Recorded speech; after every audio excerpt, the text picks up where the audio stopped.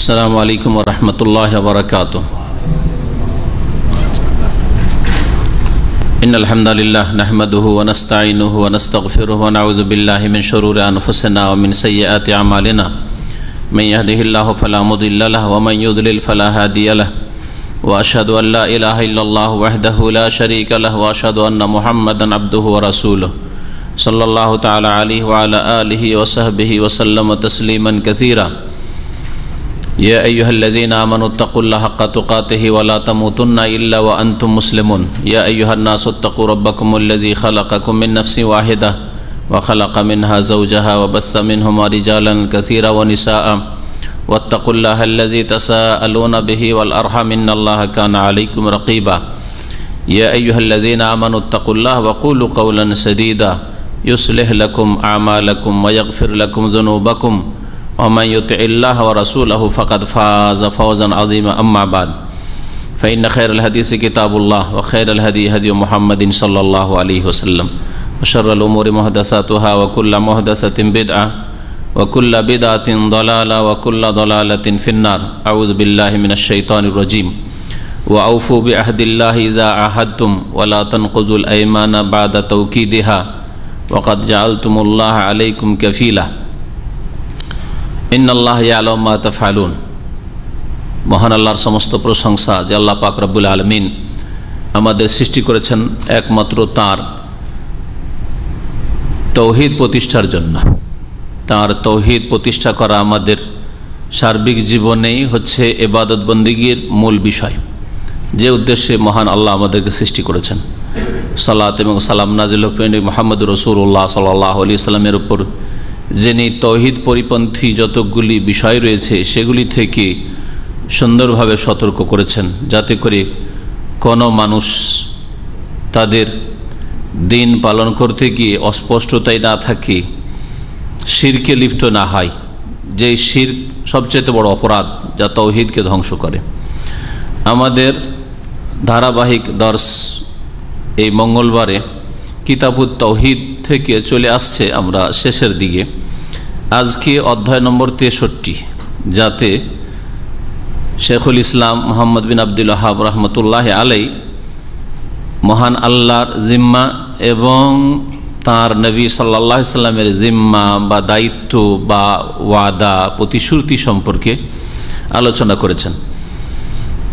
যে আল্লাহর জিম্মা বলে বা আল্লাহর প্রতিশ্রুতি, আল্লাহর ওয়াদা, আল্লাহর পক্ষ থেকে চুক্তি বা আল্লাহ রাসূল সাল্লাল্লাহু আলাইহি সাল্লামের পক্ষ থেকে চুক্তি, এই রকম বলে কোনো ব্যক্তির সাথে, কোনো গোষ্ঠীর সাথে, কোনো জাতির সাথে, কোনো দেশের সাথে চুক্তিতে আবদ্ধ হওয়া শরীয়ত সম্মত কি না, নাকি নিজে চুক্তি করবেন, বলবেন যে আমরা নিজেরা চুক্তি করেছি, এটি আল্লাহর সাথে চুক্তি নয় বা আল্লাহ রাসূল সাল্লাল্লাহু আলাইহি সাল্লামের সাথে চুক্তি নয়। এই হচ্ছে আজকের দর্শের বিষয়বস্তু। যখন কোনো মানুষ অন্য কোনো মানুষের সাথে, ব্যক্তি পর্যায়ে হোক, পারিবারিক ক্ষেত্রে হোক, সামাজিক ক্ষেত্রে হোক, রাষ্ট্রীয় ক্ষেত্রে হোক, আন্তর্জাতিক ক্ষেত্রে হোক, যখন কোনো ব্যক্তি, গোষ্ঠী, দল অন্য একটি দলের সাথে বা অন্য ব্যক্তির সাথে চুক্তিতে আবদ্ধ হবে, তখন নিজেরা নিজেদের দায়িত্বেই চুক্তি নেবে।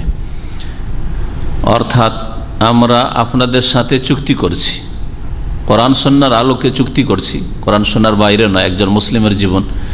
কিন্তু সেখানে আল্লাহর জিম্মা বা আল্লাহর চুক্তি, আল্লাহর আহদ আর তার নবী সাল্লাল্লাহু আলাইহি সাল্লামের আহদ, চুক্তি বা জিম্মার কথা উল্লেখ করবে না। কারণ এতে মহান আল্লাহর সাথে বেয়াদবি হতে পারে।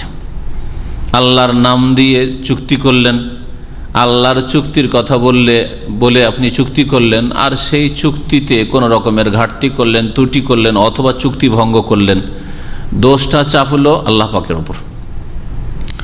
অথবা রাসূলুল্লাহ সাল্লাল্লাহু আলাইহি সাল্লামের সাথে তোমাদের চুক্তি হচ্ছে, নিজেরা চুক্তি করেছেন, আমাদের সাথে চুক্তি হচ্ছে এই কথা বলেন, কিন্তু যদি বলেন রাসূলুল্লাহ সাল্লাল্লাহু আলাইহি সাল্লামের সাথে আপনাদের চুক্তি হচ্ছে, অমুসলিমদের সাথে, ব্যক্তি হোক আর কোনো দল হোক, আর এই চুক্তি সম্পাদন করার পরে যদি চুক্তি ভঙ্গ করেন, দোষ করলেন আপনারা মুসলিমরা, হ্যাঁ, আর দোষ চাপলো রাসূলুল্লাহ সাল্লাল্লাহু আলাইহি সাল্লামের উপর, যে আল্লাহ রসুলের সাথে চুক্তি নিয়েছিল তারা আর এই চুক্তি ভঙ্গ করল। এতে আল্লাহ পাকের সাথে বেয়াদবি এবং রাসূলুল্লাহ সাল্লাল্লাহু আলাইহি সাল্লামের সাথে বেয়াদবি রয়েছে। ওয়াদা, প্রতিশ্রুতি, চুক্তি এসব পুরা করা হচ্ছে ফরজ।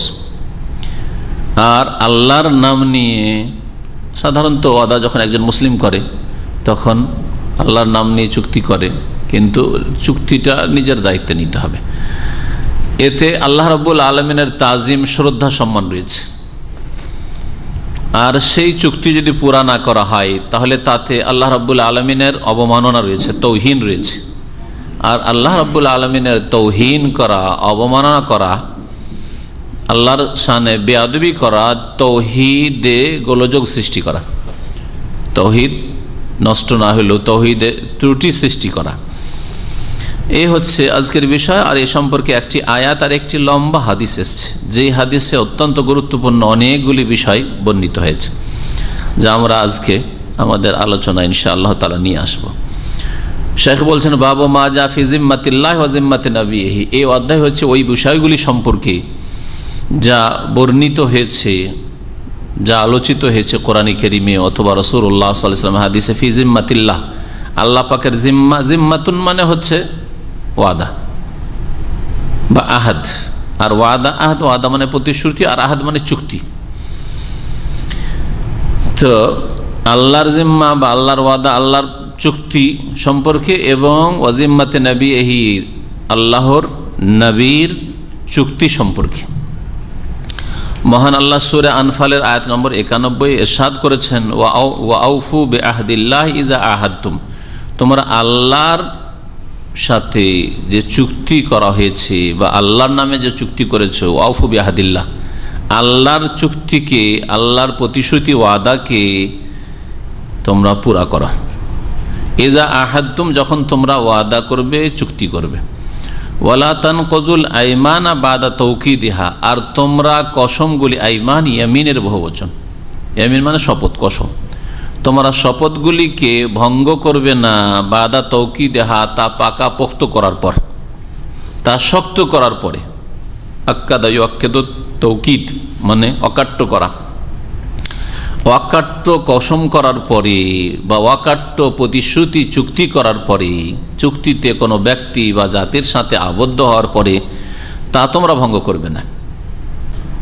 আয়াতের প্রথম অংশে আল্লাহ আহদুল্লাহর কথা উল্লেখ করেছেন, আল্লাহর সাথে চুক্তি, আর দ্বিতীয় অংশে আইমান, ইয়ামিন, শপথের কথা উল্লেখ করেছেন। দুটো শব্দের দিক থেকে আলাদা আলাদা হইলেও জিনিস একটি। আল্লাহর ওয়াদা যে করা হয় সেটা আল্লাহর কসমের সাথে, আল্লাহর নাম নিয়ে, এই জন্য সে আল্লাহর সাথে চুক্তিকে বা আল্লাহর নাম নিয়ে চুক্তিকে কসম বা শপথ বলে, আইমান বলে আখ্যায়িত করা হয়েছে। তোমরা এই কাজ করবে না, ওয়ালা তানকুজুল আইমানা বাদা তাওকিদিহা, তোমরা শপথগুলি ভঙ্গ করবে না, নষ্ট করবে না, তা পাকাপোক্ত করার পরে। কেন? ওয়াকাদ জাআলতুমুল্লাহ আলাইকুম কাফিলা, কারণ তোমরা আল্লাহকে তোমাদের ওপর এই বিষয়ে দায়িত্বশীল বানিয়েছো, অভিভাবক বানিয়েছো, সাক্ষী বানিয়েছো। কাফিল থেকে কফিল যে আমরা বলি, হ্যাঁ, স্পন্সরকে, হ্যাঁ, মালিককে, আপনি যার নামে বিদেশে এসছেন, কোনো দেশে আছেন, এই যে কফিল, স্পন্সর, কফিল। তো আল্লাহ রব্বুল আল কফিল, কফিল কেন বলা হয়? আপনার এখানে থাকার জন্য সে দায়িত্বশীল, হ্যাঁ, আপনাকে নিয়ে আসার দায়িত্ব, রাখার দায়িত্ব, হ্যাঁ, আপনার হক প্রাপ্য দেওয়ার দায়িত্ব তার উপর, আপনাকে এখান থেকে বিদায় করার দায়িত্ব, সরকারের সাথে চুক্তি করা আছে আপনাকে ঠিকভাবে আবার বিদায় করবে, ইত্যাদি। এই জন্য কফিলকে কফিল বলা হচ্ছে। সত্যিকার অর্থে কফিল আল্লাহ রাব্বুল আলামিন, সব কিছুর মালিক, অভিভাবক, পৃষ্ঠপোষক এবং সব কিছুর ওপর সাক্ষী, প্রত্যক্ষদর্শী, হেফাজতকারী কফিল। তো কফিল অত্যন্ত ব্যাপক অর্থে রয়েছে। আল্লাহকে তোমরা তোমাদের উপর কফিল বানিয়েছো, অভিভাবক বানিয়েছো, সাক্ষী বানিয়েছো, যে আমরা এই ওয়াদা প্রতিশ্রুতি করলাম, চুক্তি করলাম, আমরা এই শপথ করে কোনো ব্যক্তির সাথে বা জাতির সাথে চুক্তি করলাম। ইন্নাল্লাহ ইয়ালামু মা তাফআলুন, তোমরা যা কিছু করো নিঃসন্দেহে আল্লাহ রাব্বুল আলামিন তা জানেন, সম্যক জ্ঞাত সে সম্পর্কে। এই আয়াত প্রমাণ করে, শেখ বলছেন যে আন্নাহা তাদুল্লু আলা ওজুবিল ওয়াফাই বিল উহুদ, যে কোনো চুক্তি করেন, এক ব্যক্তির আরেক ব্যক্তির সাথে চুক্তি হোক, প্রতিশ্রুতি হোক, অথবা একটি গোত্রের বংশের আরেকটি গোত্র বংশের সাথে হোক, হ্যাঁ, অথবা একটি দেশের একটি জাতির আরেকটি জাতির সাথে হোক, চুক্তি পুরা করা ফরজ। আল্লাহ পুরা করতে বলেছে ওয়াফু বিআহদিল্লাহ। কোরআনে কারিমে এইরকম অনেকগুলি আয়াত রয়েছে। ইয়া আইয়ুহাল্লাযীনা আমানু আউফু বিল উকুদ, সূরা মায়েদার প্রথম আয়াত। হে ঈমানদারগণ, তোমরা তোমাদের যে চুক্তি বন্ধন রয়েছে তা পুরা করো। উকুদ, আকদ, এটা হচ্ছে আহাদ। এই চুক্তি শুধু কোনো একটা সমস্যার ক্ষেত্রে, হ্যাঁ, সমস্যার সমাধান, যেমন নবী করিম সাল্লাল্লাহু আলাইহি ওয়াসাল্লাম হুদায়বিয়ার সন্ধি চুক্তি করেছেন মক্কার মুশরিকদের সাথে, এইরকম ক্ষেত্রে সীমিত নাই, বরং যতগুলি মানুষের বন্ধন হইতে পারে কোনো কিছুর, সবগুলিকে সামিল উকুদ, আকদ হইতে পারে। যেমন বিবাহ শাদীর চুক্তি, এই জন্য আকদে নিকাহ বলা হয়। বিবাহ বন্ধনকে কি বলা হয়? আকদে নিকাহ বলা হয়, আকদ হয়েছে। ব্যবসা বাণিজ্য, কেনাকাটা, একজন খরিদ্দার খরিদ করছে আর একজন বিক্রেতা বিক্রি করছে, এই যে দুইজনের চুক্তি হলো যে এটা আমি বেচবো আর আপনি বলেন এটা আমি কিনবো, কেনা বেচা হইলো, কথা পাকাপোক্ত হইলো, এটা হচ্ছে আকদ, এটা হচ্ছে আহাদ। ওয়াদা, চুক্তি হয়ে গেছে, বিক্রি করার চুক্তি হয়ে গেছে, আপনি যত বেশি মূল্য পান, কথা পাকা হয়ে গেছে, আর সেখানে আর কোনো রকমের স্বাধীনতা থাকেনি। হ্যাঁ, ফাইনাল, তারপরে বেশি পয়সা পেয়ে না ভাই তোমাকে দিলাম না, এইরকম নয়। তো আল্লাহ রাব্বুল আলামিন এই সমস্ত ক্ষেত্রে, বিবাহ শাদীর ক্ষেত্রে যখন কথা পাকা হয়ে গেছে তখন আর ভঙ্গ করা যাবে না। হ্যাঁ, যতক্ষণ কথা পাকা হয়নি, প্রস্তাব এসেছে কিন্তু এখন কারোর সাথে ওই রকমের পাকা ওয়াদা করেনি, চুক্তি করেনি, তাহলে স্বাধীনতা আছে। একাধিক প্রস্তাব দানকারীকে আপনি দেখাতে পারেন, আপনার মেয়ে বোন, অথবা তাদের সাথে কথা বলতে পারেন, এর সাথে কথা বলছে, ওর সাথে কথা বলছে, ওর সাথে কথা বলছেন, পাঁচটার সাথে কথা বলে যেখানে সুবিধা হয় দিলেন, কোনো অসুবিধা নেই। নবী করিম সাল্লাল্লাহু আলাইহি সাল্লামের জামানায়, হ্যাঁ, ফাতেমা নামক, হ্যাঁ, এক মহিলাকে 3 জন পয়গাম দিয়েছিল। হ্যাঁ, 3 জন, জানেন তাদের নাম? কে কে পয়গাম দিয়েছিল? মুআবিয়া রাদিয়াল্লাহু তাআলা আনহু, হ্যাঁ, আবু জাহাম আর ওসামা। নবী সাল্লাল্লাহু আলাইহি ওয়াসাল্লাম বরং ওসামার কথা বললেন যে ওদেরকে বাদ দিয়ে ওসামাকে তুমি বিয়ে করো। তাহলে বুঝালি একসাথে কথা পাকা হলে এই কাজ করা হইতো না। কথা পাকা হওয়ার পরে কথা বলতে পারেন যে না, ওকে বাদ দাও, যার সাথে কথা পাকা করেছ, আরেকজনের প্রস্তাব আমি দিচ্ছি, এটা জায়েজ না। তো এ সবগুলিকে সামিল। ওমিনহা মায়াজরি বাইনান নাস মিন ইতাই জিম্মা, আর এইরকমই যা মানুষের মাঝে ঘটে থাকে কোনো, হ্যাঁ, নিরাপত্তা দান করা। একজনকে আপনি নিরাপত্তা দিয়ে দিচ্ছেন, সে ভয়ে ভীতই আপনার কাছে আশ্রয় নিয়েছে, আমি নিরাপত্তা দিয়ে দিচ্ছি। শর্ত হচ্ছে সে যেন অপরাধী না হয়, খুন করে এসে আপনার বাড়িতে আশ্রয় নিয়ে এনেছে আর বলছে আমি তো নিরাপত্তা পেয়ে গেছি। আমি যে নিরাপত্তা দিয়ে দিচ্ছেন না, খুনি যেহেতু, সুতরাং তাকে নিরাপত্তা দান করা যাবে না। কিন্তু নিরীহ ব্যক্তি, নির্দোষী ব্যক্তি, তার উপরে কেউ অত্যাচার করার জন্য আসছে, সে আপনার কাছে আশ্রয় চেয়েছে, আপনি আশ্রয় দিচ্ছেন, সে অমুসলিম হোক। তাহলে কোনো মুসলিম যদি বলে ওকে আমাদের হাতে উঠিয়ে দাও, হ্যাঁ, ছেড়ে দাও, তাকে বাড়ি থেকে বের করে দাও, না, করা যাবে না, কারণ আপনি ওয়াদা করে ফেলেছেন। ফাইন্নাহু ইয়াজিবুল ওয়াফাউ বিহা, কোনো জিম্মা নিলে, দায়িত্ব নিলে, অথবা কাউকে নিরাপত্তা দিলে তাও পুরা করা ফরজ, এই আয়াতের অন্তর্ভুক্ত। এই আয়াত থেকে যে বিষয়গুলি জানা গেল সেগুলি হচ্ছে যে কোনো ওয়াদা, প্রতিশ্রুতি, চুক্তি বা যে কোনো কথা যে বন্ধন হচ্ছে, বিবাহ শাদী হোক অথবা ব্যবসা বাণিজ্য হোক, তা পুরা করা ফরজ। আর এর বিপরীত চুক্তি ভঙ্গ করা, ওয়াদা খেলাফি করা, এইরকমই কোনো কথা পাকা হওয়ার পরে তা ভঙ্গ করা, কসম করার পরে যেই কসমগুলির সম্পর্ক বিশেষভাবে চুক্তির সাথে, প্রতিশ্রুতির সাথে, হ্যাঁ, এগুলির সাথে, ওয়াল আইমান আদ-দাখিলা ফিল উহুদ ওয়াল মাওয়াসিক, যেগুলি কসমের সম্পর্ক, যেই কসম করেছেন চুক্তির ক্ষেত্রে, এইরকম কসম ভঙ্গ করা হারাম। কিন্তু চুক্তি না, এমনি কসম করেছেন আমি এই কাজটা করব না, আর দেখছেন না কাজটা আমাকে করতে হবে, না করলে ক্ষতি, তাহলে আপনি কসম ভঙ্গ করে দিয়ে কসমের কাফারা দিয়ে দেন। কিন্তু যখন চুক্তি করেছেন, আল্লাহর কসম তোমাদের সাথে আমরা কখনো লড়াইয়ে লিপ্ত হব না যদি তোমরা আমাদের সাথে ভালোভাবে চলো। হ্যাঁ, কোনো ব্যক্তি অথবা জাতির সাথে, গোষ্ঠীর সাথে আল্লাহর কসম করে আপনি চুক্তি করেছেন, তাহলে এটা পুরা করতে হবে। এই কসমের কথা বিশেষ করে এখানে বলা হয়েছে আয়াতে। আল্লাহ রাব্বুল আলামিন সব কিছু জানেন, তাহলে আল্লাহ আলিম খবীর এ কথা আয়াত দ্বারা প্রমাণিত হইল। এবং যারা প্রতিশ্রুতি ওয়াদা ভঙ্গ করে তাদের জন্য কঠিন শাস্তি রয়েছে, কারণ আল্লাহ জানছেন। সুতরাং আল্লাহ রাব্বুল আলামিন এর হিসাব নেবেন। কথা বলা, ইন্নাল আহদা কানা মাসউলা। কোরআনে কারিমে আল্লাহ বলছেন ওয়াউফু বিল আহদ, তোমরা চুক্তি পুরা করো, কারণ ইন্নাল আহদা কানা মাসউলা, ওয়াদা চুক্তি প্রতিশ্রুতি সম্পর্কে যদি ভঙ্গ করো, গাদ্দারি করো, বিশ্বাসঘাতকতা করো, সেই সম্পর্কে জিজ্ঞাসিত হবে। আন বুরাইদা রাদিয়াল্লাহু আনহু قال كان رسول الله صلى الله عليه وسلم اذا امر اميرا على جيش او سريه اوصاه بتقوى الله تعالى ومن معه من المسلمين خيرا فقال اغزوا بسم الله في سبيل الله قاتلوا من كفر بالله اغزوا ولا تغلوا ولا تغدروا ولا تمثلوا ولا تقتلوا وليدا الى اخره।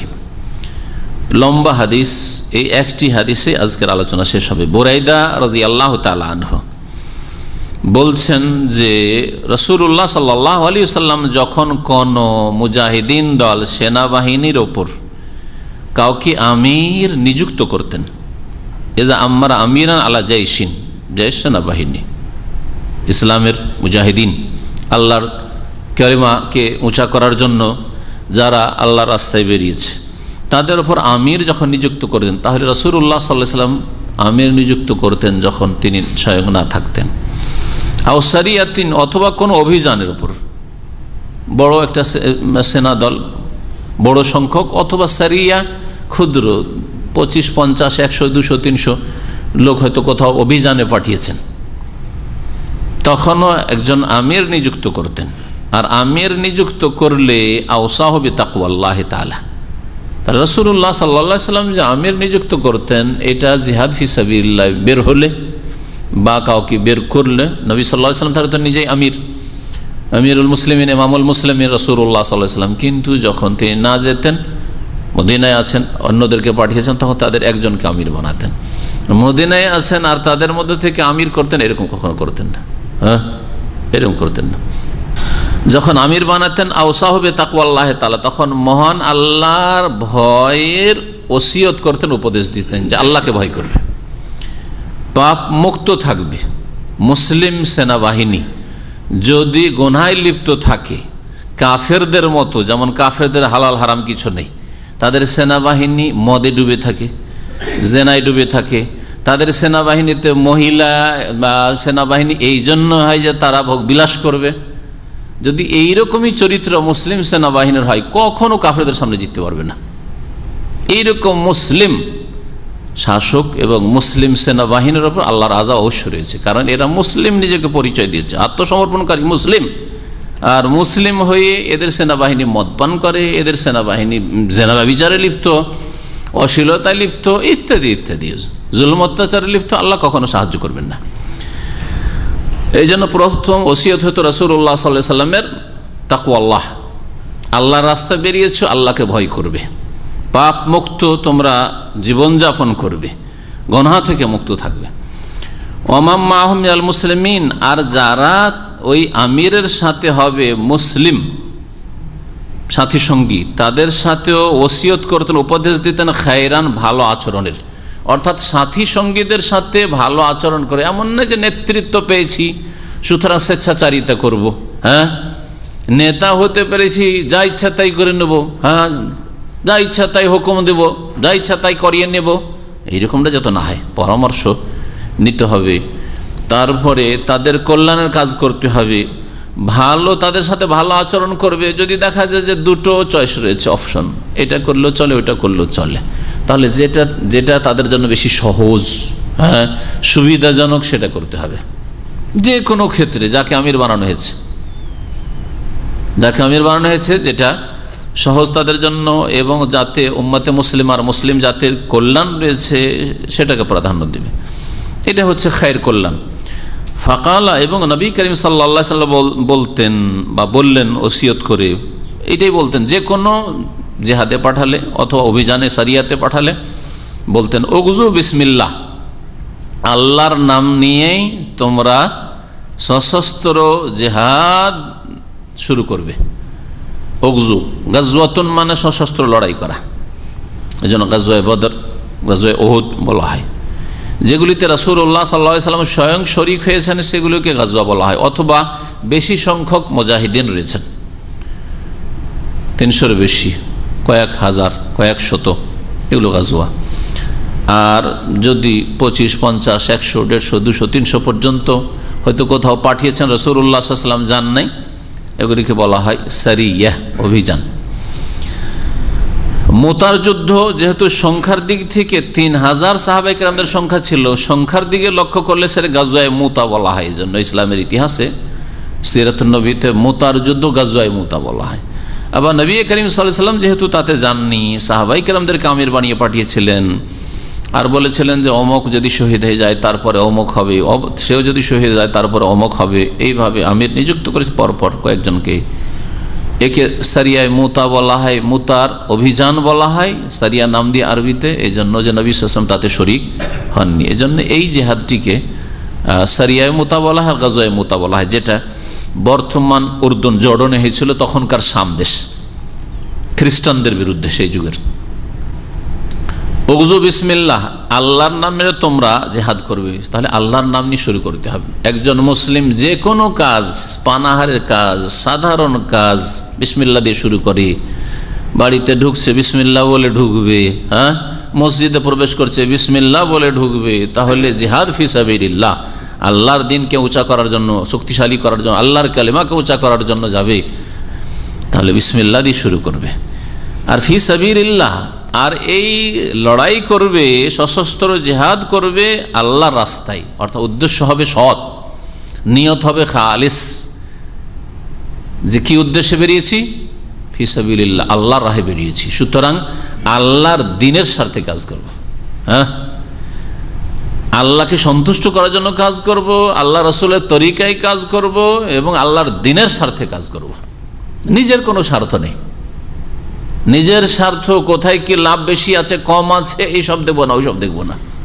ফি সাবিলিল্লাহর অর্থই কাতিলু মান কাফারা বিল্লাহ, আর তোমরা সশস্ত্র লড়াই করো ওই সকলের বিরুদ্ধে যারা আল্লাহর সাথে কুফরি করে, ওদের বিরুদ্ধে যারা আল্লাহর সাথে কুফরি করে, আল্লাহর অস্তিত্বের সাথে কুফরি করে। আল্লাহর অস্তিত্বকে মানে যাবে নাস্তিক, আল্লাহর অস্তিত্ব মানে কিন্তু তৌহিদ একত্ব মানে না, যারা মুশরিক বহুত্ববাদী।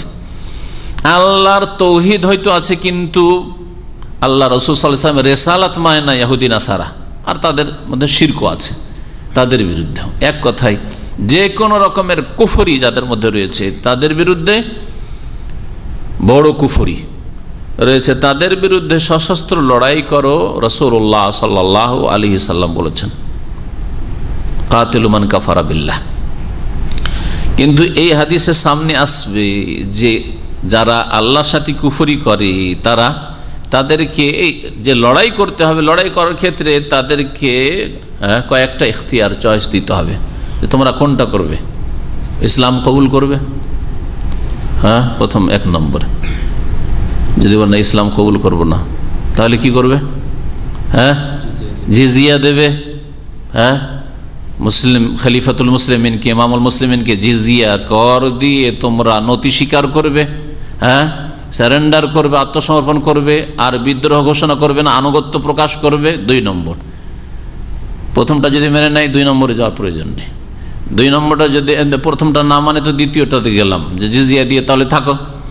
জিজিয়া দিতে যদি দ্বিতীয়টা অস্বীকার করে তখন বলে না ইসলামও কবুল করব না, মানি না, জিজিয়াও দেব না। 3 নম্বরে তখন তাদের বিরুদ্ধে যুদ্ধ করা। রাসূলুল্লাহ সাল্লাল্লাহু আলাইহি ওয়াসাল্লাম বলেছেন এই 3টি অপশন রয়েছে। তাহলে সকল কাফেরের বিরুদ্ধে অস্ত্র ধারণ করে না ইসলামে, এটা অনেকে বুঝে না। কারণ সূরা তওবা যদি খুলে দেখেন, সূরা তওবাতে এই বিষয়গুলি বিশেষ করে বিস্তারিত হয়েছে। আল্লাহ রাব্বুল আলামিন তার একটি আয়াতে বলেছেন যাদের সাথে তোমাদের আহাদ চুক্তি রয়েছে, যে আমরা তোমাদের ক্ষতি করব না, তোমরা আমাদের ক্ষতি করবেন, আমরা তোমাদের বিরুদ্ধে কোনো রকমের ষড়যন্ত্র করব না, চক্রান্ত করো, তোমরা আমাদের বিরুদ্ধে চক্রান্ত করবে না। যেমন নবী করিম সাল্লাল্লাহু আলাইহি সাল্লাম মদিনায় এসে ইহুদি যে 3টা গোত্র ছিল তাদের সাথে চুক্তি করেছিলেন, ঠিক না? অতদিন পর্যন্ত রাসূলুল্লাহ সাল্লাল্লাহু আলাইহি ওয়াসাল্লাম তাদেরকে মদিনা থেকে বের করেন যতদিন পর্যন্ত তারা ষড়যন্ত্রে লিপ্ত না হয়েছে, চুক্তি ভঙ্গের কাজ না করেছে। রাসূলুল্লাহ সাল্লাল্লাহু আলাইহি ওয়াসাল্লামকে মারার চেষ্টা করেছে একদল ইহুদি, হ্যাঁ, বনু নজির। তারপরে বানু কাইনুকা, তারা মুসলিম মহিলাকে বস্ত্রহীন করেছে, বস্ত্রহীন করার চেষ্টা করেছে, দোকানে কিনতে গেছে কাপড়টা বেঁধে দিচ্ছে, যেমন উঠেছে কাপড় খুলে গেছে। এই শয়তানি কাজ করেছে ইহুদিদের কাজ এগুলি। তো নারী জাতিকে উল্লঙ্ঘ করা এটা হচ্ছে ইহুদিদের প্রাচীন চরিত্র। আর তার আগে তাদের পূর্বপুরুষ হচ্ছে ইবলিস। আদম আলাইহিস সালামকে জান্নাত থেকে বের করেছে, আর জান্নাত থেকে বেরোতেই যেমনই ফল খেলো তেমনই কাপড় খুলে গেল। লিয়ানজি আনহুমা লিবাসাহুমা, আদম আর হাওয়া আলাইহিস সালামের লিবাস পোশাক খুলে নেওয়ার জন্য শয়তান ইবলিস এইভাবে বিভ্রান্ত করে গাছের ফল খাওয়িয়েছিল। তো এই গাদ্দারিগুলির জন্য বের করেছেন, নাহলে তাদেরকে মদিনা থেকে বের করতেন না রাসূলুল্লাহ সাল্লাল্লাহু আলাইহি সাল্লাম। চুক্তি যতদিন আছে চুক্তি। জি, তো কোরআনে কারিমে বলছিলাম যে সূরা তাওবাতে বলা হয়েছে যাদের সাথে তোমরা চুক্তিতে আবদ্ধ হয়েছে ফাতিমু ইলাইহিম আহদাহুম ইলা মুদ্দাতিহিম, যতদিনের তোমরা সময়সীমা নির্ধারণ করে চুক্তি করে ততদিন পুরা করো। যে 10 বছরের চুক্তি হয়ে থাকে 10 বছরের চুক্তি, 50 বছরের চুক্তি হয়েছে 50 বছরের চুক্তি, 1 বছর 2 বছর চুক্তি হয়েছে চুক্তি। এই একটি দল। আল্লামা ইবনে সাইয়্যিদ রাহমাতুল্লাহ আলাইহি এই অধ্যায়ের ব্যাখ্যায় তিনি আরো বিস্তারিত লিখেছেন, বলছেন এই একটি দল তাহলে যাদের সাথে চুক্তি হয়েছে, চুক্তি যতদিন পর্যন্ত আছে চুক্তিকে আমরা অব্যাহত রাখবো, আমাদের পক্ষ থেকে কোনো ত্রুটি হবে না, যতক্ষণ পর্যন্ত তারা ভঙ্গ না করেছে বা এই চুক্তির বিপরীত কোনো ষড়যন্ত্র না করেছে। 2 নম্বর দ্বিতীয় শ্রেণীর কাফের হচ্ছে যাদের সাথে চুক্তি তো আছে কিন্তু ভিতর ভিতর তারা ষড়যন্ত্রে লিপ্ত আছে। কেমন করে? চুক্তি করে একটু নিরাপদ হয়ে মুসলিমদের ক্ষতি করার জন্য ষড়যন্ত্র করছে, যে কোনো সময় সুযোগ পেলে বাইরের যেসব শত্রু রয়েছে মুসলিমদের তাদের সাথ দিয়ে দিবে। আর এসব খবর পাচ্ছেন যে এইরকম করছে তারা। যদি এইরকম টের পাওয়া যায় তো আল্লাহ রাব্বুল আলামিন তাদের চুক্তি সম্পর্কে বলছেন যে ওয়াইম্মা তাখাফান্না মিন কওমিন খিয়ানাহ, যদি কোনো কাফের জাতি সম্পর্কে তোমাদের খেয়ানত, হ্যাঁ, গাদ্দারি, বিশ্বাসঘাতকতার আশঙ্কা থাকে, ফামবিজ ইলাইহিম আলা সাওয়া, তাহলে তাদের চুক্তিকে তাদের মুখে ছুঁড়ে ফেলো, যে আর চুক্তি থাকলো না, কারণ তোমরা ষড়যন্ত্র করেই যাচ্ছ। চুক্তি কিন্তু জানিয়ে দিতে হবে, হঠাৎ করে আক্রমণ করা নয়।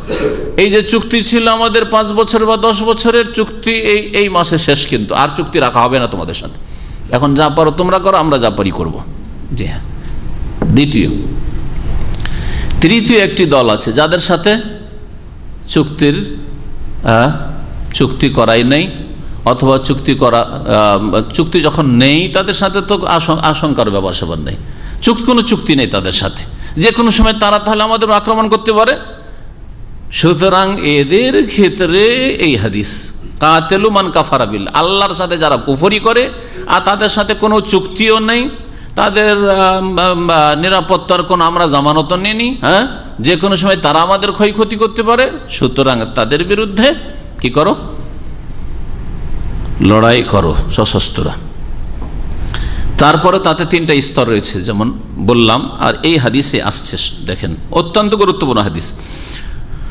উগজু, তোমরা সশস্ত্র লড়াই করো, ওয়ালা তাগুল্লু, কিন্তু তোমরা জিহাদ ফি সাবিলিল্লাহ গিয়ে গনিমতের ধন সম্পদ থেকে কোনো কিছু চুরি করবে না।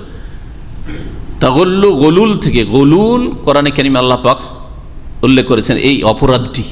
কেউ যদি জিহাদের ময়দানে যায়, যাওয়ার পর একটা জিনিস খুব ভালো লাগলো, যা কিছু হোক আমার ভাগে আসবে না আসবে এটা ইমামুল মুসলিম, যিনি খলিফা, যিনি আমির আছেন, তিনি ভাগ করে দেবেন, তার কাছে পৌঁছে দিতে হবে।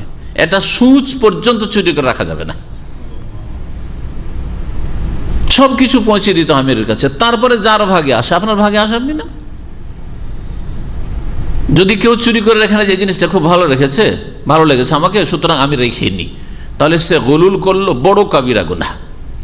নবী করিম সাল্লাল্লাহু আলাইহি ওয়াসাল্লাম এইরকম অপরাধী একটা মাত্র চাদর খাইবারের যুদ্ধে ও খুব পছন্দ লেগেছিল, ওই সাহাবী রেখে নিয়েছিল, তারপরে কোন একটা তীর এসে তাকে লাগে, মারা যায়, সে অজানা তীরে মারা যায়। তখন রাসূলুল্লাহ সাল্লাল্লাহু আলাইহি ওয়াসাল্লাম বললেন যে এ জানাজা পড়বো না, কারণ এ ফাইন্নাহু গাল্লা ফি সাবিলিল্লাহ, আল্লাহর রাস্তায় এসে সে চুরি করেছে গনিমত থেকে।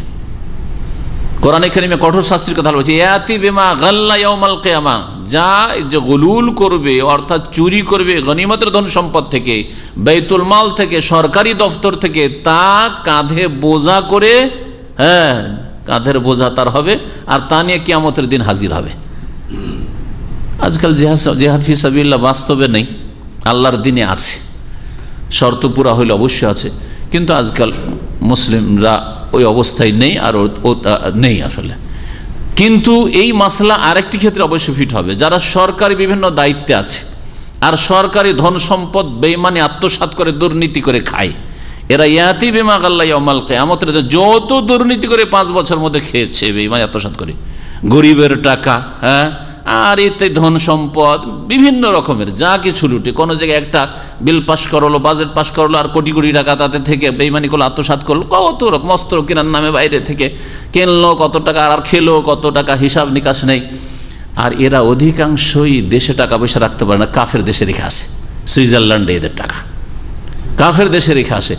আর শেষ পরিণাম কি হয়, এদের টাকা জাম হয়ে যায়, খেতেও পায় না, খবিসেরা নোংরাগুলো খেতেও পায় না নিজে। খবর আছে? জি হ্যাঁ, বর্তমানে এই যে আলী আব্দুল্লাহ সালেহ সম্পর্কে যারা প্রচার মাধ্যম পড়ে, এর অবস্থা এরকম। একটা এত গরিব দেশ, সেই গরিব দেশের শাসক এত টাকা দুর্নীতি করে, এই যে যতদিন সে শাসন ক্ষমতায় থেকেছে, ওই সুইস ব্যাংকে জমা করেছে, তার টাকা জাম, ও কাফেরই খাবে ও টাকা। এদের চুরি করা, খেয়ানত করা টাকা মুসলিম জাতির, মুসলিম জনগণের এই কাফের কুফরি শক্তি খাবে। তো বলছিলাম যে গুলুল বড় কাবিরা গুনাহ, বড় কাবিরা গুনাহ, আল্লাহ মাফ করবেন না, কারণ এতে প্রত্যেক নাগরিকের হক রয়েছে। কিন্তু তাহলে যে টাকাগুলো বেঈমানি আত্মসাৎ করেছে, তাতে দেশের 16 কোটি মানুষ থাকে, 16 কোটি মানুষের হক জড়িত। প্রত্যেকে একটা করে যতক্ষণ মাফ না করে মাফ হবে না, আর একটা করে কিয়ামতের যতক্ষণ পর্যন্ত নেকি না নেবার, এদের নেকি বা কতটা আছে যে এত লোককে নেকি দেবে, হ্যাঁ, ততক্ষণ পর্যন্ত তার নাজাত পাবে না। সুতরাং জাহান্নামে যেতে হবে। অন্যের গুনাহ নিয়ে, জনগণের গুনহার বোঝা নিয়ে এদেরকে জাহান্নামে যেতে হবে। ওয়ালা তাকদেরু, আর তোমরা গাদ্দারি করবে না, তোমরা বিশ্বাসঘাতকতা করবে না। ইসলামে বিশ্বাসঘাতকতা, গাদ্দারি করা বড় কাবিরা গুনাহ। চুক্তি করার পরে চুক্তি ভঙ্গ করা, সুযোগ পেয়ে চুক্তি ভঙ্গ, কোনো চুক্তি নেই, মেরে দিল, অথচ নিরাপত্তা দিয়েছিল, ছিনতাই করে নিল, বেঈমানি করে নিল, অথচ জানমালের নিরাপত্তা দিয়েছিল, ইজ্জত আবরু নষ্ট করলো, অথচ তাদের পরিবারের মেয়ে ছেলের নিরাপত্তা দিয়েছিল, ইত্যাদি গাদ্দারি। ওয়ালা তুমাসসিলু, আর হে মুসলিমরা, হে মুসলিম মুজাহিদিন সেনাবাহিনীরা, নবী করিম সাল্লাল্লাহু আলাইহি ওয়াসাল্লাম 1400 বছর আগে এসব মানবতা শিখিয়েছেন, এসব ইনসানিয়তের কথা, হিউম্যানিটির কথা শিখিয়েছেন। ওয়ালা তুমাসসিলু, আর তোমরা অঙ্গ প্রত্যঙ্গ কেটে নেবে না। কাফের জালেম আপনার বিরুদ্ধে, মুসলিম জাতির বিরুদ্ধে লড়াই করার জন্য এসছে, তাকে যদি হত্যাও করা হয়, মারা হয়, তাহলে তার অঙ্গ প্রত্যঙ্গ কাটতে পারে। হাত কেটে নেওয়া, পা কেটে নেওয়া, নাক কেটে নেওয়া, চোখ তুলে নেওয়া, কান কেটে নেওয়া, জিহ্বা কেটে নেওয়া জায়েজ নয়, হারাম। ওয়ালা তুমাসসিলু, এই হচ্ছে ইসলামিক আদর্শ। এখন ওই কাফেররা যদি এই কাজটা মুসলিমের সাথে করে থাকে, একটা মাসলা। এমনিতে কোনো কাফের হারবি, যার বিরুদ্ধে যুদ্ধ শরীয়তে জায়েজ, শুধু হারবি, যারা যুদ্ধের ঘোষণা করে রেখেছে আমাদের বিরুদ্ধে, তাদের বিরুদ্ধে যারা যুদ্ধের ঘোষণা করেছে, আমরা যুদ্ধ করব, হ্যাঁ, মারবো না হে মরবো, হ্যাঁ, মরলে শহীদ আর মারলে গাজী, ঠিক আছে, মারতে পারলাম আলহামদুলিল্লাহ। তাহলে এখন দেখা গেল যে ওই লোকটি আমাদের লোকের নাক কান কেটেছে, জিহ্বা কেটেছে, চোখ তুলেছে, তাহলে তোলা যাবে কিনা চোখ, তাহলে কান কাটা যাবে কিনা, নাক কাটা যাবে, যা করেছে তা করা যাবে কিনা, এই মাসলায় ফুকাহায়ে কেরামদের ইখতিলাফ রয়েছে। একদল বলছেন যে যাবে, কারণ আল্লাহ বলছেন যে ফাইনি তাদু আলাইকুম ফাতাদু আলী বিমিসলি মা তাদা আলাইকুম, কোরআনে কারিমে। তারা যদি সীমা লঙ্ঘন করে, বাড়াবাড়ি করে, যতটা তারা সীমা লঙ্ঘন বাড়াবাড়ি করেছে ততটা পরিমাণ করে, তার বেশি নাই। তারা কেটেছে নাক, বা একটা চোখ তুলেছে, আপনি দুটো চোখ তুলেন, এটা চলবে না, হ্যাঁ। তার একটা অন্যায় কাজ করেছে, আপনি 10টা তার বিনিময় করে ফেল, এটা চলবে না। আরেক দল বলছেন না, করা যাবে না। কুকুর যদি কামড়ায় তো কুকুরকে কামড়ানো যাবে না, তাকে হত্যা করে যথেষ্ট। আর একদল ফুকাহা বলছেন ওয়ালা তাকতুলু ওয়ালিদান, আর তোমরা কোনো শিশুকে হত্যা করবে না, কাফেরদের নাবালক ছেলে মেয়েদের হত্যা করবে না, কারণ তারা অস্ত্র ধারণ করতে পারে না। ইসলামিক আদব কত সুন্দর। পক্ষান্তরে আজকে দেখেন ইসলামের শত্রু ইহুদি, নাসারা, হিন্দু, এই বুদ্ধিস্ট কাফের জালেম, এই আরাকান বর্মার, এদেরকে দেখেন যে মুসলিম নারী, শিশু, সাবালক, নাবালক কাউকে ছাড়ে না, বৃদ্ধ কাউকে ছাড়ে না। ইসলামিক আদব দেখেন। কাফের যতই বড় শত্রু হোক না কেন আপনার, তাদের নাবালক ছেলে মেয়েকে খুন করা যাবে না। ওয়ালা তাকতুলু ওয়ালিদান, এই হাদিসে তো সংক্ষেপ রয়েছে। আর একটু বাড়তি বলি, মুসনাদ আহমেদে রয়েছে, আবু দাউদে রয়েছে, হাদিস সহিহ। ওয়ালা শাইখান ফানিয়ান, আর যারা বৃদ্ধ একবারে বার্ধক্যে পৌঁছে গেছে, অস্ত্র ধারণ করতে পারবে না, অস্ত্র ধারণ করার ক্ষমতা নেই, 70, 75, 80 হয়ে গেছে, তার নিজের জান নিয়ে চলতে পারেন না, এইরকম বুড়োদেরকে হত্যা করা যাবে না। কাফের হলো তার ছেলে, তার ছেলে কাফের, ইসলামের বিরুদ্ধে লড়াই করছে, কিন্তু বাপ বুড়া কিছু করতে পারে না, মারা যাবে না, জায়েজ নয়। সে অস্ত্র ধারণ করতে পারে না, কিন্তু শর্ত হচ্ছে সে যেন পরামর্শ না দেয় তাদেরকে। বুড়া বসে 80 বছর 90 বছরের বুড়া কাফের বসে বসে পরামর্শ দিচ্ছে যে এইভাবে মুসলিমকে মার, এইভাবে কর, রণকৌশল তৈরি করে দিচ্ছে, তাহলে তাকে মারা যাবে। কারণ সে যুদ্ধে শরীরে শরিক না হইতে পারে, তার বিদ্যা বুদ্ধি দিয়ে, কৌশল দিয়ে শরিক রয়েছে ইসলামের বিরুদ্ধে, সুতরাং তাকে মারা যাবে। জি, এইরকমই ওই হাদিসগুলি তো রয়েছে যে নবী করিম সাল্লাল্লাহু আলাইহি ওয়াসাল্লাম মহিলাদেরকে, কাফেরদের মহিলাদেরকে হত্যা করতে নিষেধ করেছেন। নাহা আন কাতলিন নিসা ওয়াস সিবিয়ান।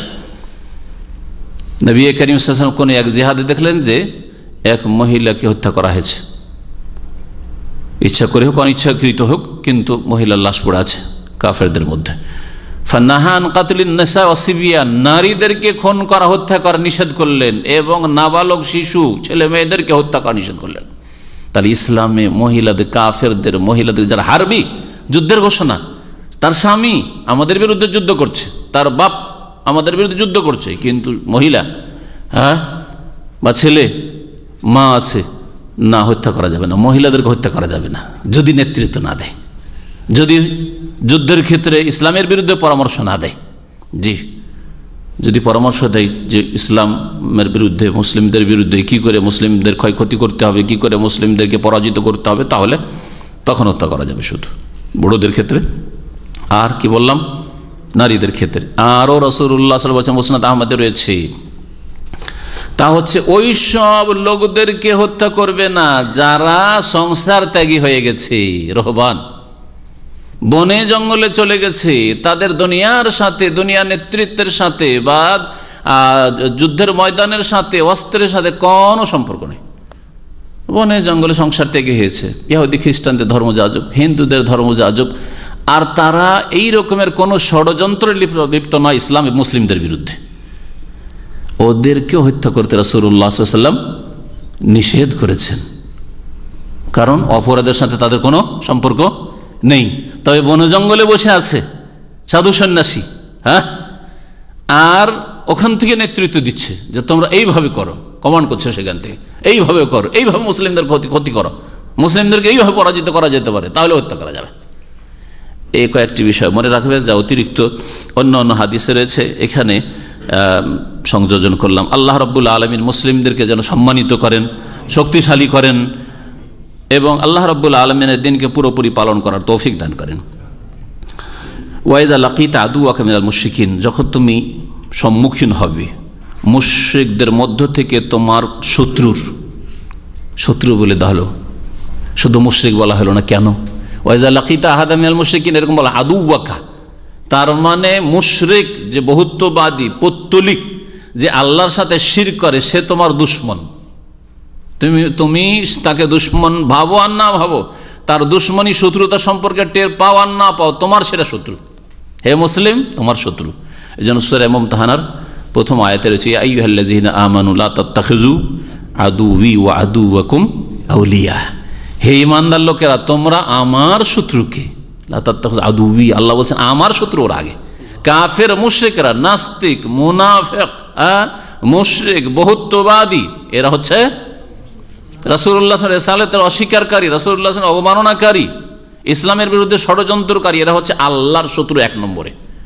ওয়া আদুওয়াকুম 2 নম্বরে তোমাদের শত্রু। আল্লাহর শত্রু সেই জন্য তোমাদের শত্রু।